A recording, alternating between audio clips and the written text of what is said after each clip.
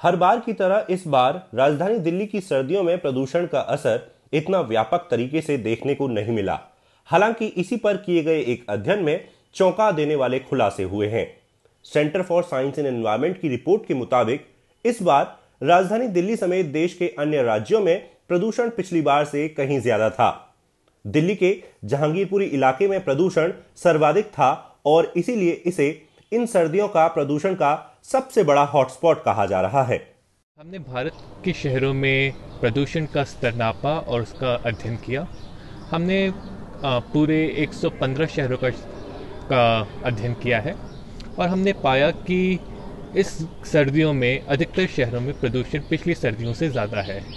ये अचरज की बात लगी हमें, क्योंकि कोरोना वायरस के लॉकडाउन की वजह से अधिकतर लोग घर से काम कर रहे हैं, सारी इंडस्ट्रियाँ भी बंद रहीं और कोरोना वायरस की वजह से गर्मियों में इस बार हमें बहुत ही साफ़ हवा दिखी थी जो जहरीली हो गई इस सर्दियों में, और ये काफ़ी चिंताजनक बात है।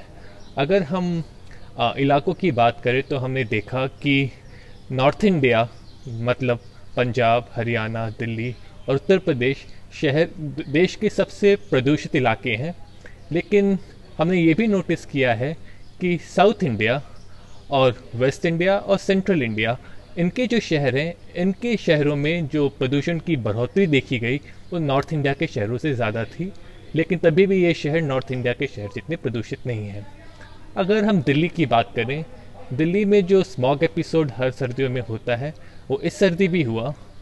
लेकिन हैरत की बात यह है या अच्छी बात यह है कि इस साल जो स्मॉग एपिसोड हुए उनकी इंटेंसिटी कम थी। इसका मतलब एक दिन के अंदर जो प्रदूषण का स्तर जितने लेवल तक जाता था उससे कम गया इस साल, और जितने लंबा स्मॉग एपिसोड चलता था इस साल छोटे स्मॉग एपिसोड रहे।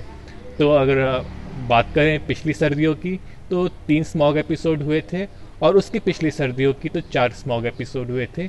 उसके बनिस्बत इस साल सिर्फ 2 स्मॉग एपिसोड हुए। और अगर हम और भी डिटेल में जानने की कोशिश करें तो हमने इस साल देखा है कि नॉर्थ इंडिया में स्पेशली दिल्ली एनसीआर के रीजन में बहुत ज़्यादा विविधता है प्रदूषण लेवल में सारे शहरों के बीच में। कुछ शहर कुछ ज़्यादा प्रदूषित हैं, कुछ कम प्रदूषित हैं, और ये साथ में हैं पड़ोसी शहर हैं जो पिछले साल हमें देखने को नहीं मिला था।